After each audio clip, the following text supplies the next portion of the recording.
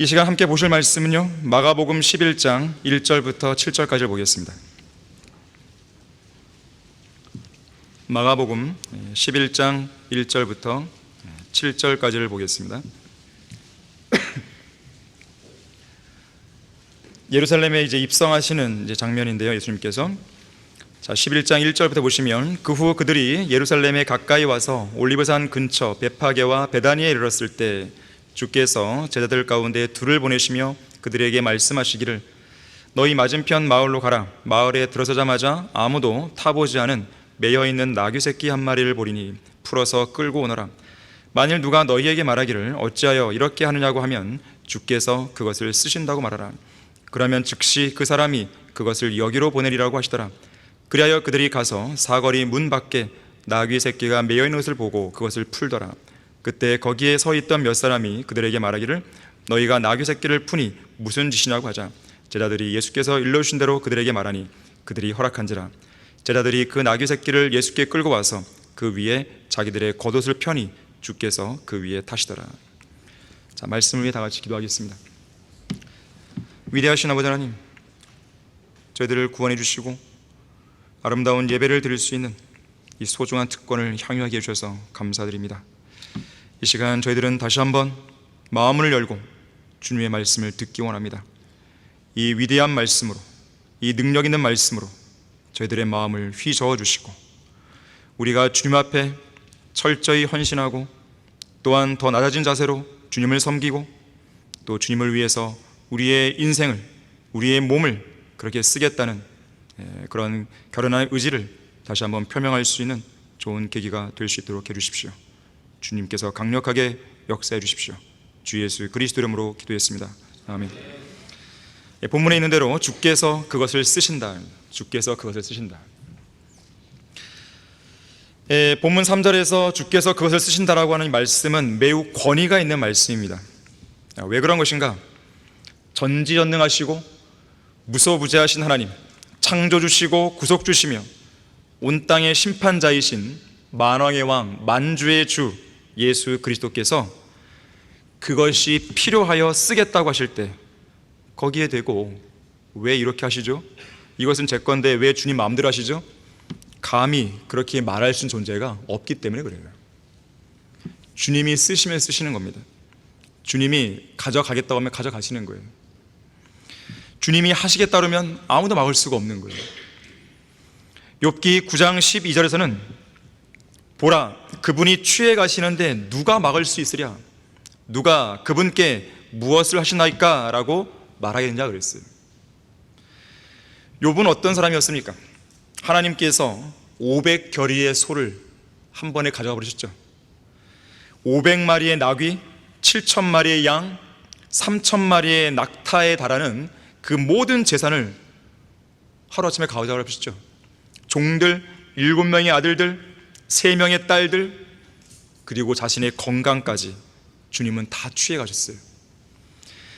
그때에 주님, 지금 무엇을 하시는 겁니까? 왜 재산과 자녀들과 건강을 다 빼앗아 가는 겁니까? 이렇게 항변할 수 없었어요.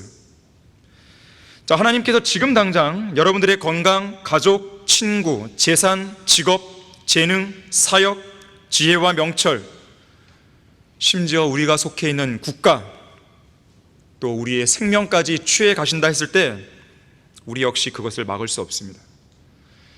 주님께 매달리면서, 주님, 그것들은 제게 꼭 필요한 것들입니다. 왜 주님께서는 그것을 가져가려 하십니까? 주님도 잘 아시지 않습니까? 그것들이 저와 제 가족에게는 얼마나 중요한지 잘 아시지 않습니까? 제발 그것만 안 됩니다. 주님께서 결정하신 이상 그러한 항변은 필요 없어요. 감히 그렇게 따지려는 사람도 있었죠. 교황이나 황제나 왕이나 통치자나 정치가나 교육자나 과학자나 철학자나 의사나 종교 지도자들이나, 그들이 간절히 매달리고 따진다고 해서 상황이 달라진 적은 한 번도 없었습니다. 주님이 하시면 하시는 거예요. 이미 그렇게 하기로 하신 하나님의 결정을 바꿀 수는 없는 것입니다. 진흙은 자신을 만드신 토기장이에게 왜 저를 이렇게 만들었죠? 그렇게 따져 물을 수 없어요. 설령 묻는다 하더라도 현재 만들어진 진흙의 모습이나 형태가 달라지는 것은 아닙니다. 여러분의 현재 모습에 만족하십시오. 하나님께서 여러분들에게 최상의 상황을 지금 주신 거예요. 그걸 믿으셔야 돼요. 그렇지 않으면 계속 그들의 삶에는 불평과 불만이 끊이지 않는 겁니다. 1963년 미국의 장대 높이뛰기 선수 브라이언 스턴버거가 있었습니다. 이 선수는 20살이라는 약관의 나이에 5m 높이 세계 신기록을 세우면서 세계 정상에 올랐어요. 그런데 한 달도 채 지나지 않아서 신문에 어떤 기사가 나냐면 전신마비가 됐다는 기사가 실린 거예요. 하나님이 건강을 빼앗아 가신 겁니다. 운동선수들이 점프 동작을 연습하는 트램펄린 위에서 혼자 운동하고 있었는데 3단 공중회전을 시도하다가 그만 불안정하게 떨어져서 이 목이 그물 모서리에 부딪히면서 몸이 바닥으로 튕겨나가 버린 거예요. 결국 전신마비가 왔고 장대 높이뛰기 선수의 생활은 끝났으면 물론이거니와 눈과 입만 겨우 움직일 수 있는 그런 비참한 신세가 되었어요. 하지만 놀라운 것은 그런 어려움 속에서 구원을 받게 됩니다. 이후 예수 그리스도를 신실하게 증거하는 일꾼으로 변모가 되었어요. 한 번은 어느 인터뷰에서 그가 미소를 지으며 이렇게 말했습니다. 저에게 일어난 일이 여러분에게는 결코 일어나지 않기를 바랍니다. 제게 닥친 불행이 여러분 중 어느 누구에게도 일어나지 않기를 바라는 것이 저의 소망이자 기도입니다. 하지만 제게 일어난 일은 모두 하나님의 뜻이었습니다. 이런 사고가 나기 전에는 저는 예수님을 몰랐습니다. 하지만 저는 이 사고를 계기로 예수 그리스도를 구주로 믿어 영원한 생명을 얻었고 지금은 이렇게 그리스도의 복음을 전하며 살고 있습니다. 사고가 나기 전에는 저는 제 자신만 믿었습니다. 제 자신만 의존했습니다. 하지만 지금은 저라는 존재가 얼마나 보잘것없는 존재인지 확실히 깨닫게 되었습니다. 자, 이처럼 하나님께서는 필요하다면 언제라도 그 누군가에게서 건강이든 재산이든 그 무엇이든 취해 가신 후에 그 사람을 쓰기도 하십니다. 평생을 불구로 살았다고 해서요 좌절할 것도 없어요. 인생이 전부가 아니거든요. 하나님께서는 공중 내림하시는 예수 그리스도의 공중 재림 그 휴가 때 완벽한 몸을 주신 거예요. 어차피 그래서 이 땅에서 좀 어딘가가 부족하고 남들보다 못하다고 해서 그거에 대해 좌절하고 또 비교식 가운데 낙심할 필요가 전혀 없는 것이죠. 하나님께서 나에게 주신 최상의 환경이라고 믿고 그 환경에서 내가 주님으로부터 받은 명령을 그냥 수행해 나가면 돼요. 그것을 하나님이 기뻐하시는 것입니다. 그걸 통해서 하나님은 영광 받으시는 것이에요. 그런 사람을 하나님은 쓰시는 거예요. 주께서 그것을 쓰신다고 말씀하실 때 어느 누구도 그 말씀에 대해 왈가왈부할 수 없습니다. 우리를 건강한 상태에 쓰실 수도 있고 병상에 누운 상태에서 쓰실 수 있는 거예요. 그건 하나님의 방법이에요. 우리가 그거에 대해서 왜 그렇게 하십니까? 따질 수 없어요. 왜 저 사람은 건강할 때 잘 쓰임 받는데 왜 저는 이 병상에서 그렇게 하시는 겁니까? 그거는 그 사람의 항변일 뿐이에요. 하나님께서 오히려 그런 상황을 통해서 더 영광을 받으시는 것이고 그런 상황을 통해서 어쩌면 그 사람의 생애에서 그동안 얻지 못할 열매를 그때 맺을 수 있게 해주시는 거예요. 그건 하나님만이 아시는 것이죠. 본문 5절 6절에서도 제자들이 나귀를 풀어 데려가려 할 때 너희가 나귀 새끼를 푸니 무슨 짓이냐 이렇게 반문한 사람도 있었죠. 하지만 제자들이 주님이 일러주신 대로 주께서 그것을 쓰신다 이렇게 말했을 것이에요. 그러자 사람들은 지체하지 않고 즉시 보냅니다. 왜 그런 것입니까? 이 말씀은 권위를 가지신 왕의 말씀이기 때문에 그래요. 사실 오늘 본문은 예루살렘에 왕으로 입성하시는 예수 그리스도의 모습을 다루고 있습니다. 예루살렘에 입성하시는 것은 예수님의 지상 사역의 절정이 시작되는 부분이에요. 마지막 그 한 주간이죠. 이 입성은 왕으로서의 입성일 뿐만 아니라 십자가의 죽음으로 나아가는 사건이었습니다. 하지만 그리스도의 죽음은 단순한 죽음이 아니었어요. 인류의 죄를 대속하기 위한 죽음이었고 더 나아가서는 왕이 대관식에서 왕관을 받기 위한 영광의 서곡이었던 것입니다. 고난이 없이는 영광이 없기 때문에 그래요.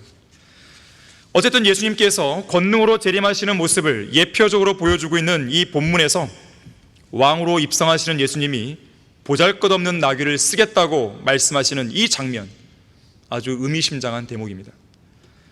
자, 우리는 여기서 주께서 그것을 쓰신다는 이 말씀을 통해서 세 가지 중요한 영적 교훈을 얻어야 되는 것이에요. 자, 주께서 그것을 쓰신다. 우선은 하나님께서 우리를 필요로 하십니다. 필요로 하시니까 쓰시는 거예요. 그 나귀가 필요했기 때문에 예수님은 나귀 새끼 한 마리를 쓰시는 거예요. 성경에서 인간은 나귀에 비유되죠. 나귀는 영적으로 구원받지 않은 죄인입니다. 그래서 욥기 11장 12절에서도 사람이 들나귀 새끼같이 태어난다고 그러는 거예요. 들나귀같이 우리는 태어나는 거예요. 들나귀가 어떤 동물이에요? 어떤 늙은 농부의 말에 의하면 들나귀는 세상에서 가장 고집센 동물로 알려져 있습니다. 가장 고집세요. 인간을 보세요. 얼마나 고집센지. 죄인들을 보세요. 얼마나 고집센지. 구원받지 않은 사람들 보세요. 무척 고집이 세죠. 지금은 더 심해졌어요. 사람들이 예전보다 더 전도제를 안 받고 더 복음을 안 들어가는 것이에요. 더 완고해졌습니다. 목이 굳어있고 자기의 고집을 좀처럼 꺾지 않죠. 세상에서 자기가 제일 똑똑하고 제일 잘난 사람들로 살아가는 사람들이에요. 당신은 죄인입니다 이렇게 말하면 뭐라 그래요? 나만큼 법 없이 살 사람이 어디 있냐고. 당신은 지옥 갑니다. 지옥 가겠다고 이렇게 하죠. 그들이 정말 지옥 가서도 그 말 하는가 볼까요? 한번 정신을 바짝 차려야 되는데 그들은 그거를 모르는 것이죠. 한 치 앞도 내다지 못하는 그 사람들이 지옥 가겠다고 그렇게 서슴없이 말하는 거예요. 예수 그리스도를 믿으면 지옥으로부터 빠져나올 수 있는 이 가장 쉽고 가장 확실한 방법이 있음에도 불구하고 극구 이 방법을 거부하면서까지 그들은 지옥의 불길 속으로 자신의 머리를 들이밀고 있는 것이죠. 에스겔 33장 11절에서도 경고하듯이 그들은 죽으려고 환장한 자들인 것이에요. 지옥 가려고 환장한 자들인 것이에요. 이것이 무지한 자들의 모습입니다. 어리석은 자들의 모습이죠. 또한 들나귀는요, 밤늦게 숲을 헤치고 돌아다니기를 좋아한다 그래요. 밤을 좋아합니다. 죄인들의 모습이죠. 빛으로 나온 것을 싫어해요. 빛을 싫어합니다. 왜 그러냐면 자기의 그 악한 행실이 드러날까 봐 그냥 몰래 숨어서 계속 죄를 짓고 싶은 거죠. 밤과 어둠을 좋아하죠. 환한 빛보다는 캄캄한 어둠을 사랑합니다. 선보다는 악을 사랑하죠. 의보다는 불의를 사랑하죠. 낮보다는 밤을 좋아하죠. 밤 중에서도 금요일 밤을 좋아하죠. 불금불금, 불타는 금요일. 불금불금 외치다가 결국 지옥불에 떠지는 것이죠. 그것이 세상 사람들의 모습입니다. 어둠을 몰아내고 어둠에서 빠져나가기 위해서 그들은 빛이신 예수님께로 절대로 안 나오는 것이에요. 어둠을 너무나 사랑하는 것이죠. 환락과 쾌락을 쫓아서 세상의 어두컴컴한 뒷골목이나 전전긍긍하는 것이죠. 개, 돼지처럼 쓰레기통이나 뒤지고 진창 속에 뒹구기를 좋아하는 것입니다. 넥타이를 맸다고 다 신사가 아닙니다.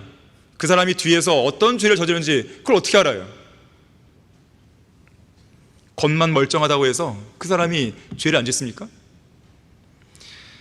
또한 자기들의 악한 일에 대한 징벌이 속히 집행되지 않다 보니까 악을 행하기로 마음을 확고하게 정해놓죠. 죄를 지어도 어떤 심판이 없네.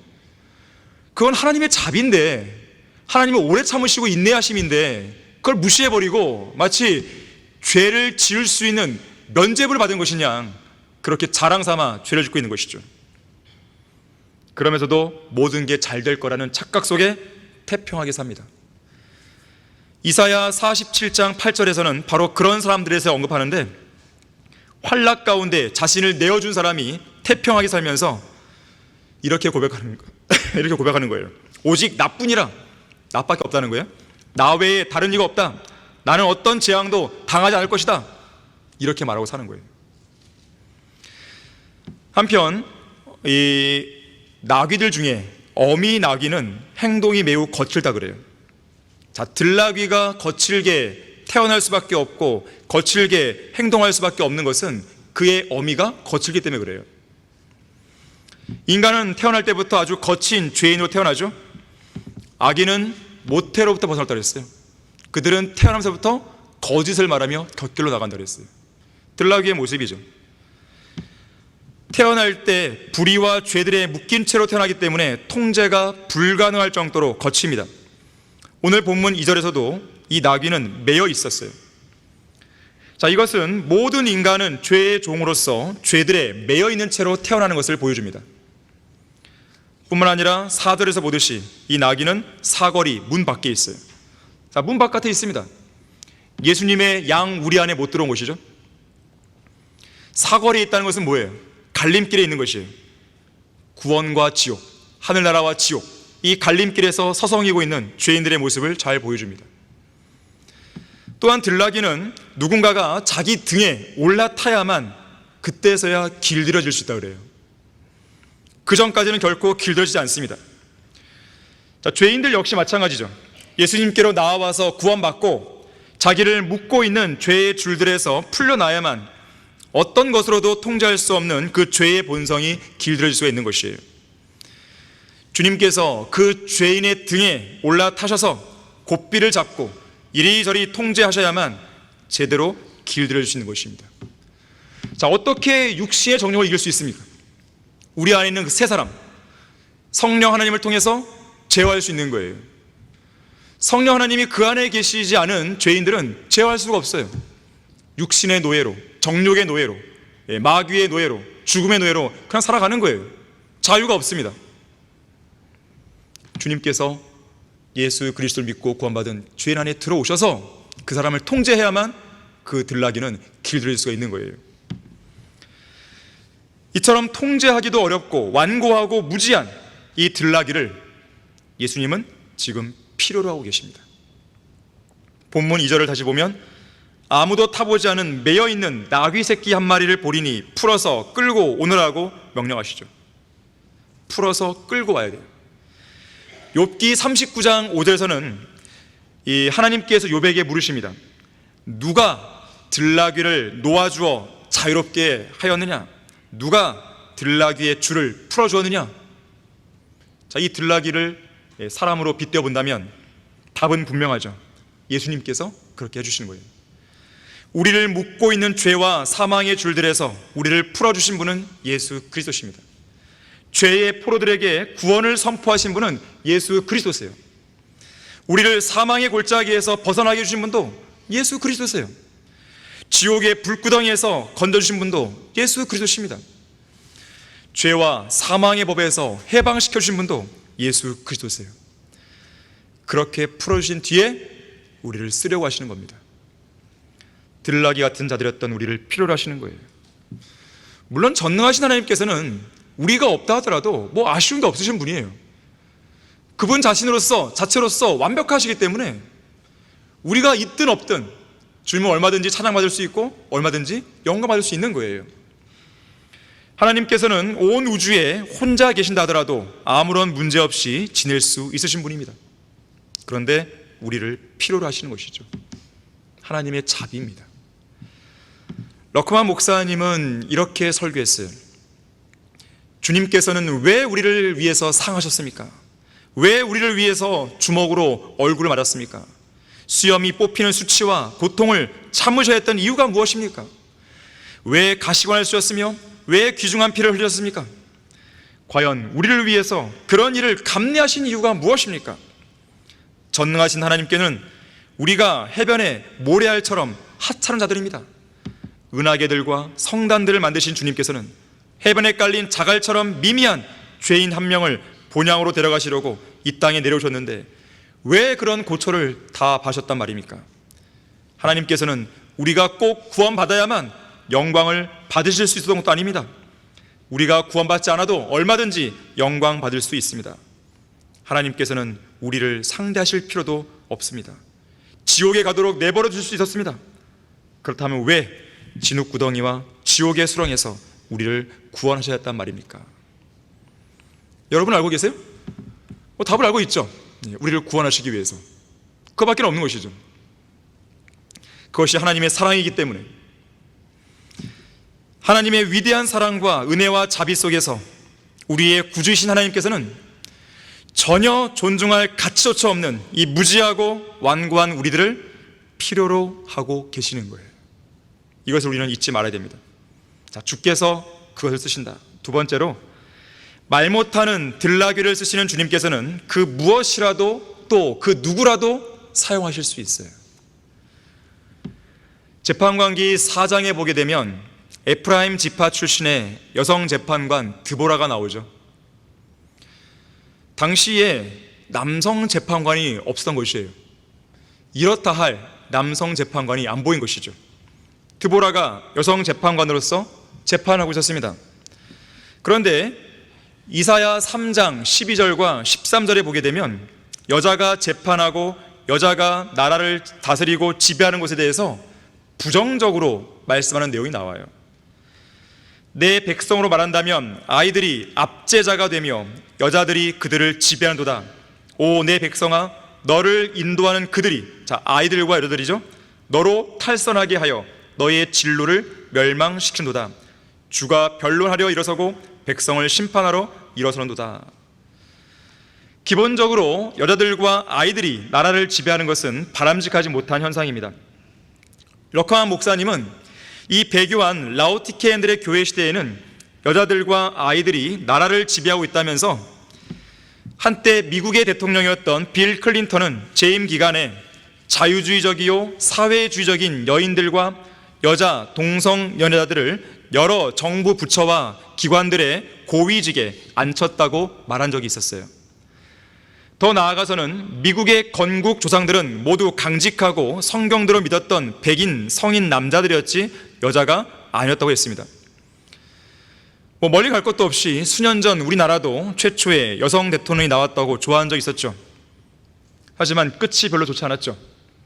결국은 국정농단으로 해서 감옥에 갔다 왔고 국가의 위상이 떨어졌고 그런 가운데 좌파 정당이 득세했고 나라를 위태롭게 만드는 그런 지경까지 간 것이죠. 자, 이런 점들을 감안하면 하나님께서 드보라를 재판관으로 세우신 것은 매우 예외적인 경우를 할 수 있습니다. 그렇다면 왜 하나님께서는 이 시기에 여자를 재판관으로 세우신 것인가? 이것은 당시 이스라엘에 남자로서 재판관이 될 만한 적합한 사람이 없었음을 암시해 줍니다. 물론 바락이라고 하는 남자 장수가 있었죠. 바락도 재판관으로 볼 수 있습니다. 그 사람이 유일하게 자격을 갖춘 남자였단 말이에요. 그런데 그는 어떤 인물이었습니까? 여성 재판관 드보라가 함께 가지 않으면 자기 혼자 시스라와 싸우러 가지 않겠다고 그러잖아요. 당신이 안 가면 안 갈게요 이랬단 말이에요. 그만큼 용기가 없는 남자답지 못한 인물이었죠. 그래서 하나님께서는 드보라를 쓰신 거예요. 그래서 바락은 시스라와의 전쟁에서 승리를 했음에도 불구하고 정작 시스라를 죽인 장본인은 바락이 아니었죠. 그것도 역시 야엘이라고 하는 여성이었습니다. 자, 그런 시대였어요. 이 야엘이라고 하는 여성이 그녀의 손에 망치를 들고 장막 안으로 들어가서 못을 관자놀이에 박아 시스라의 머리를 부숴버린 것이죠. 자, 그러면 남자도 없고 여자도 없을 때는 하나님은 누구를 쓰시는 것인가? 어린 아이들을 쓰십니다. 누가복음 10장 21절에서 예수님께서는 하나님 아버지께서 그분의 일을 지혜롭고 슬기로운 사람들에게는 숨기시고 어린 아기들에게는 나타내신 것에 대해서 기뻐하시고 감사하신 내용이 나와요. 또 보리빵 5덩어리와 작은 물고기 2마리로 5,000명을 먹였을 때 어른들을 쓴 게 아니죠. 한 소년을 통해서 그 위대한 역사를 이루신 것입니다. 어린아이도 없을 때 어떻게 할까요? 짐승을 쓰시는 거예요. 그래서 거짓 선지자 발라함의 미친 짓을 막기 위해서 하나님은 말 못하는 나귀로 하여금 사람의 음성으로 말하게 하셨죠. 짐승도 없으면 어떻게 할까요? 하나님 못 쓰실까요? 아니에요. 무생물을 쓰시는 무생물. 누가복음 3장 8절에서는 하나님께서 돌들로도 아브라함의 자손이 되게 하실 수다고 경고하셨죠. 여호수아 24장 27절에서는 하나님께서 이스라엘 백성들에게 말씀하신 것에 대해 그것을 들었다는 증인들로 무생물인 돌들을 내세우게 했죠. 돌들이 들었다 이거예요. 또 오늘 설교 본문과 같은 사건을 기록하고 있는 누가복음 19장 40절 보게 되면 나귀 새끼를 타시고 예루살렘에 입성하시는 예수님을 높이면서 큰 소리로 찬양하는 제자들이 있었어요. 그때 바리새인들이 뭐라 그래요? 예수님께 이 제자들을 꾸짖어서 입을 다물게 해주십시오 그랬단 말이에요. 그랬더니 예수님이 뭐라 그랬어요? 이 사람들이 침묵을 지킨다면 돌들이라도 소리를 지를 거라고.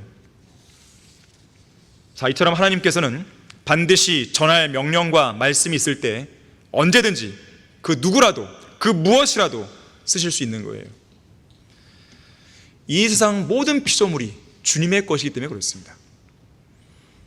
설령 거기에 사탄의 강력한 방해가 있다 해도 주님께서 쓰시는 데는 아무런 걸림돌이 안 돼요. 오늘 본문도 마찬가지예요. 나귀 새끼가 풀어날 때 몇몇 방해하는 사람 나옵니다.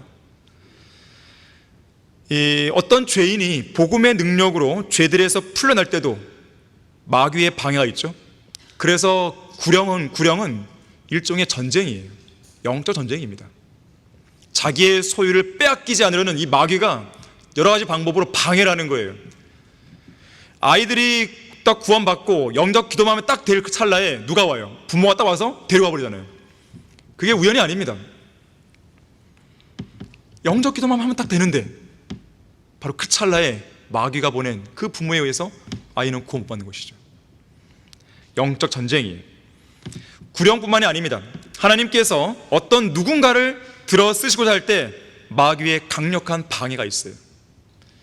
하지만 만왕의 왕이신 하나님께서 쓰신다고 하셨을 때는 주님의 확고하신 뜻과 능력 앞에 사탄의 방해는 결국 무력화되고 맙니다. 또한 연약한 인간의 모습에도 제한받지 않으세요. 예를 들면 기드온의 경우가 그렇습니다. 당시 하나님께서는 미디안인들의 압제에서 이스라엘 백성을 구원할 구원자로 기드온을 부르셨어요. 하지만 기드온은 처음에 어땠습니까? 주님의 부르심 앞에서 자기의 연약한 가문을 내세우며 변명과 핑계를 내세웁니다. 자기는 안 된다고. 심지어 하나님께서 표적을 보여주시고 반드시 너와 함께 하겠다고 약속도 주셨지만 여전히 그는 하나님의 명령 앞에서 믿음과 용기가 부족한 그런 모습으로 일관했어요. 하지만 하나님은 기드온을 포기하지 않았습니다. 기드온을 쓰시겠다고 하신 이상 기드온을 포기 안 했어요. 이스라엘 백성을 구원할 구원자로 쓰시겠다고 결심하신 이상 기드온이 진정한 믿음의 용사로 거듭날 수 있도록 계속해서 그를 붙들고 다듬어 가셨던 것이에요. 그럼에도 불구하고 끝까지 하나님의 부르심과 약속을 의심했던 기드온은 미디안과 일전을 치르기 직전 여러분이 잘 아시는 양털 뭉치를 가지고 하나님께 두 가지 요청을 드리죠. 첫 번째는 양털 한 뭉치를 타작마당에 놓겠으니 이슬이 양털만 적시고 그 주인은 마르게 해주십시오. 하나님이 해주셨어요. 두 번째는 그 반대로 양털만 마르고 땅에는 이슬이 있게 해주십시오. 들어주셨어요. 하지만 양털 한 뭉치를 가지고 기드온이 취했던 그 방법은 믿음이 아니죠. 그것은 믿음 없는 마음과 의심에서 출발한 요청이었습니다. 하나님의 부르심이 확실하고 분명한 명령과 확실한 약속이 주어졌고 또 모든 환경이 조성된 상황에서 이 양털 따위로 하나님을 시험해서는 안 되는 것이에요. 하지만 기드온은 양털을 들고 그렇게 하나님께 요청했던 것입니다. 그럼에도 하나님은 기드온의 요청을 들어주셨어요. 참으로 하나님은 오래 참고 기다리시는 분입니다. 지속되는 기드온의 불신과 의심과 용기 없음을 보셨음에도 그가 온전히 하나님께 순종하여 믿음으로 전장에 나가 싸워 승리할 때까지 계속 참고 인내하시고 그를 다듬어 가신 거예요. 결국 기드온은 하나님의 능력으로 미디안 대군을 물리치죠. 결국 히브리서 11장 32절에서 믿음의 전당에 그 이름이 올라가게 됩니다. 자, 이것이 바로 토기장이의 인내입니다. 한 사람의 일꾼을 길러내시기 위해서, 한 사람의 믿음의 용사를 준비시키기 위해서, 하나님께서 쓰시기에 합당한 도구를 만드시기 위해서 끝까지 참고 기다리시는 토기장이의 인내인 것입니다. 한 명의 믿음의 용사가 세워지기까지는 때때로 오랜 시간이 필요합니다. 한 명의 성경대로 믿는 사람은 쉽게 세워지지 않아요. 킹제임스 성경 신학교만 나오면 다 일꾼이 되는 겁니까? 물론 우리는 일꾼을 길러내기 위해서 공부를 가르치는 것이죠. 하지만 졸업했다고 해서 다 일꾼이 되지는 않아요. 또 졸업한 이후에 어느 정도의 시간이 또 흘러가야 됩니다. 물론 어떤 그리스도인은 졸업하자마자 주님의 일을 위해 나가기도 해요. 또 어떤 사람은 공부를 하고 있는 중간에도 하나님의 사역을 돕기도 하죠. 사람마다 다른 부분이 있는 것이에요. 자, 어쨌든 간에 한 명의 성경대로 믿는 사람은 쉽게 세워지는 것은 아니에요. 이렇게 오랜 시간이 필요한 이유는 하나님의 능력에 문제가 있어서가 아닙니다. 근본적인 문제는 연약하고 의심 많고 주저하고 머뭇거리고 믿음이 없는 바로 그 당사자의 문제예요. 이런 성도가 온전히 설 때까지 주님께서는 은혜와 자비하심 속에서 오래 참고 다듬고 또 다듬고 또 다듬는 거예요. 이것이 바로 하나님의 능력이요 하나님의 열심입니다. 하나님의 그러한 열심과 노력과 열정이 없었다면 믿음의 사람들은 결코 세워질 수 없었을 것이에요. 아브라함, 야곱, 이삭, 요셉, 모세, 여호수아, 기드온, 바락, 삼손, 입다, 다윗, 사무엘, 엘리야, 바울, 베드로, 디모데, 아도니람 저드슨, 찰스 피니, 찰스 스펄전, 조지 뮬러, 헨리 마틴, 윌리엄 캐리, 데이비드 브레이너드, 존 버년, D.L. 무디, 샘 존스, 빌리 선데이, 스코필드, 피터 러크만, 이송호 목사님, 그리고 우리들 한 사람 한 사람에 이르기까지 성경대로 믿는 사람으로 세우셔서 합당한 목적에 사용하시기 위해 주님께서는 지금도 또 이 시간도 여러분을 빚고 계시는 거예요. 물론 온전하게 빚어지기까지 그 기간은 성도들마다 다를 것입니다. 하지만 하나님께서 쓰시겠다고 했을 때 결코 하나님의 인내를 시험해서는 안 돼요. 기드온처럼 불신과 의심과 주저함과 겁쟁이의 모습으로 반응하면 안 됩니다. 주님께서 쓰시겠다고 하시면 자신에 대한 통제권을 기꺼이 주님께 내어드릴 수 있어야 돼요. 고삐를 내어드려야 돼요. 주님께서 우리의 등에 오르셔서 고삐를 잡고 우리를 쓰고자 하신다면 이런저런 핑계들과 의심들은 모두 치워버리고 이렇게 고백하세요. 사랑하는 주님, 주님께서 원하시는 일은 무엇이든지 하겠습니다. 원하시는 곳은 어디론지 가겠습니다. 이 고백만이 필요한 거예요. 주께서 쓰시겠다고 하시는데 무슨 말이 더 필요합니까? 그냥 하는 거죠. 주께서 그것을 쓰신다. 세 번째로, 주님께서 쓰신다고 할 때 하나님의 손길에 자신을 기꺼이 내맡기세요. 내맡기세요. 그냥 그 누구라도 하나님의 손 안에 붙들리면 능력 있는 위대한 일을 할 수 있습니다. 그 사람의 능력이 문제는 안 돼요. 그건 문제가 아니에요. 하나님은 전능하신 분이기 때문에 하나님이 쓰신다고 했을 때 그 손길에 맡기기만 하면 되는 거예요. 그러면 역사가 일어납니다. 모세를 보세요. 하나님의 손에 붙들렸을 때 그의 손에 들려있던 평범한 막대기로 하나님의 위대한 능력과 표적들과 이집트를 향한 진노의 심판들을 수행했잖아요. 삼손을 보세요. 하나님의 손에 붙들렸을 때 나귀의 새 턱뼈로 필리스티인 1,000명을 죽였죠. 하나님의 손에 붙들린 다윗은 어땠습니까? 물매로 거인 골리앗을 쓰러뜨렸잖아요. 샴갈을 보세요. 재판과 샴갈, 소몰이 막대기로 필리스티인 600명을 죽였죠. 광부였던 이반 로버츠를 보십시오. 하나님의 손에 붙들렸을 때 영국의 위대한 부흥을 주도했습니다. 그 부흥의 역사가 우리 책에 나오잖아요. 제시펜 루이스가 쓴 마귀들과 싸우는 영적 전쟁, War on the Saints라는 그 책에 이반 로버츠를 통해 나타난 그 역사가 나오는 거예요. 기록되어 있는 거예요. 교육이라면 초등학교 6학년 학력이 전부였던 D.L. 무디를 보십시오. 하나님의 손에 붙들렸을 때 미국의 위대한 부흥을 주도했죠. 구두 수성공 윌리엄 캐리를 보십시오. 하나님의 손에 붙들렸을 때 해외 선교에 불길을 당기는 도화선이 되었죠. 전문 직업 어부였던 베드로를 보십시오. 하나님의 손에 붙들렸을 때 깊은 데로 가서 많은 물고기를 그물로 끌어올렸고 거기서 멈춘 게 아니죠. 사람을 낚는 위대한 어부가 된 것이죠. 자, 하나님은 여러분을 쓰기를 원하세요.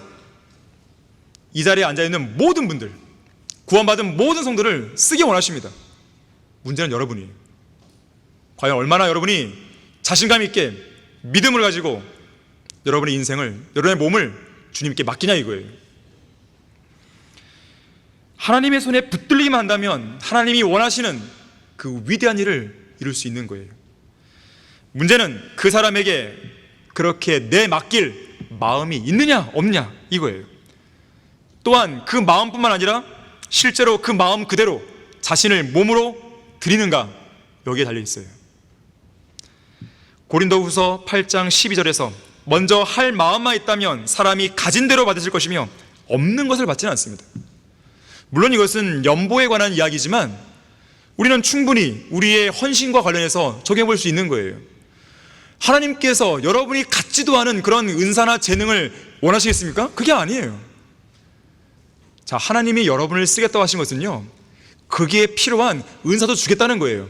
재능도 주겠다는 거예요. 이미 있을 수도 있어요. 그거는 없다 하더라도 걱정 마세요. 주님이 주시는 겁니다. 어떤 그리스도인이 하나님께서 원하시는 뜻을 행하려고 한다면 설령 그 사람이 그 일을 할 수 있는 능력이 없다 하더라도 하나님을 하시는 거예요. 이스라엘 백성이 하만의 계략으로 인해서 전멸될 위기에 놓였을 때 하나님께서는 그때를 대비하여 에스더를 이방 왕국의 왕후의 자리에 올려놓으셨죠. 거기에는 하나님의 섭리적인 목적이 있었습니다. 하지만 에스더가 하나님께서 그녀를 왕후의 자리에 앉게 하신 목적을 완수하려 하지 않았다면 주님께서는 그냥 포기했을까요? 아니겠죠. 유대인들을 구원할 또 다른 사람을 찾았을 것이에요. 그래서 에스더 4장 14절에서 모르드게가 에스더에게 이렇게 경고하죠. 만일 이때에, 이 위기의 때에 너까지도 잠잠하면 유예와 구원이 다른 곳으로부터 유대인에게 있겠으나 너와 내 조상의 집은 멸망을 당하리라. 내가 이때를 위하여 왕국에 들어가게 되었는지 누가 알겠느냐? 물론 그 일을 결행한다는 것이 에스더에게는 쉬운 일이 아니었습니다. 그것은 목숨을 걸어야 하는 문제였기 때문에 그래요. 그래서 에스더는 에스더 4장 16절에서 그녀의 목숨을 건 결단을 이렇게 표명하죠. 가서 수산에 있는 유대인을 다 모으소서. 그리고 여러분은 나를 위하여 금식하되 3일 밤낮을 먹지도 말고 마시지도 마소서. 나와 나의 여종들도 마찬가지로 금식하리이다. 그리고 나서 내가 법을 어기고 왕에게 들어가리니 내가 죽으면 죽으리다. 죽으면 죽으리라. 자, 이 고백은 지난날 목숨을 걸고 믿음을 지킨 성경대로 믿는 그리스도인들이 당면했던 현실이었습니다. 우리는 지금 목숨을 걸고 믿음을 지킬 정도는 아니잖아요. 하지만 중세 암흑시대나 좀 더 거슬러 올라가서 로마 제국시대의 황제들의 박해의 시대 때를 보세요. 그들은 목숨을 걸고 믿음을 지켰습니다. 목숨을 걸고 사역했어요. 목숨을 걸고 복음을 전파했어요. 목숨을 걸고 성경을 지켰고 목숨을 걸고 성경을 읽고 공부했단 말이에요. 목숨을 걸고 침례를 받았단 말이에요. 그런데 그것이 하나님의 뜻이었기 때문에 신실한 성도들은 그 뜻에 순종했습니다. 목숨을 건 거예요. 자, 오늘날 성경적 믿음을 찾아보기 어려운 이 시대에 하나님께서는 우리에게 목숨까지 내놓을 정도의 헌신을 요구하지 않습니다. 이 배교한 시대에는 그렇게 순교하면서까지 목숨을 걸면서까지 헌신할 수 있는 성도를 찾아보기 어렵다는 것을 주님은 더 잘 아시는 거예요. 그래서 이 시대에 순교자가 안 나오는 거예요. 너무 당연한 것이죠. 어찌 보면 이것이 비참한 일이지만 이것은 오늘날의 현실입니다. 자, 그런 상황에서요, 목숨을 걸 정도의 어떤 헌신을 요구하는 게 아닌데 여러분들 향해서 구령해라, 뭐 이것이 부당한 요구겠어요? 뭐 목숨을 걸어야 됩니까? 구령할 때? 성경을 읽어라, 성경을 공부해라, 주님의 사역에 동참해라, 복음에 동참한 사람이 되라, 사역을 위해 기도하라. 뭐 목숨 걸어야 됩니까 우리가? 결국 부당한 요구가 아니에요. 설령 목숨을 걸고 그렇게 해라 했다 하더라도 부당한 요구가 될 수 없어요. 왜? 주님은 우리를 위해 죽었으니까요. 하나님께서는 그분의 아들을 값없이 내어줄 만큼 풍성한 은혜와 사랑을 베풀어 줬으니까요. 하나님께서 여러분들을 쓰시겠다는 이 말씀이 여러분에게 부담으로 다가와서는 안 돼요. 이건 기쁨이 돼야 돼요. 아, 정말 저를 쓰시길 원하군요. 저를 필요로 하시군요. 네, 제가 가겠습니다. 저도 준비되어 있습니다. 저도 그러고 싶었습니다. 특히 진흙이라고 하는 존재는 토기장이의 손에 있을 때 위대한 작품으로서의 가치를 지닐 수 있습니다. 하나님께서 쓰시는 위대한 도구로 빚어질 수 있는 거예요. 어떤 형태로든지 토기장이의 손에서 벗어나는 순간 그것은 작품이 아니라 그냥 흙덩이에요, 흙덩이. 예레미야 18장 6절에서 주님이 말씀하십니다. 오 이스라엘 집아, 내가 이 토기장이처럼 너희에게 할 수 없느냐? 보라, 오 이스라엘 집아, 진흙이 토기장이의 손 안에 있는 것 같이 너희가 내 손 안에 있느니라. 진흙은 토기장이의 손 안에 들려있을 때 가장 안전하고 가장 보장된 인생을 살 수 있습니다. 또한 진흙은 토기장이의 손에 들려있을 때 가장 가치 있고 의미 있는 생을 만들어 나갈 수 있어요. 그래서 주님의 손 안에 있는 동안은 전능하신 하나님의 위대한 역사를 경험할 수 있는 것이고 위대한 작품으로 빚어지는 행복한 순간들을 만끽할 수 있는 거예요. 하지만 그 손에서 버려지면 불행한 삶이 시작되는 것입니다.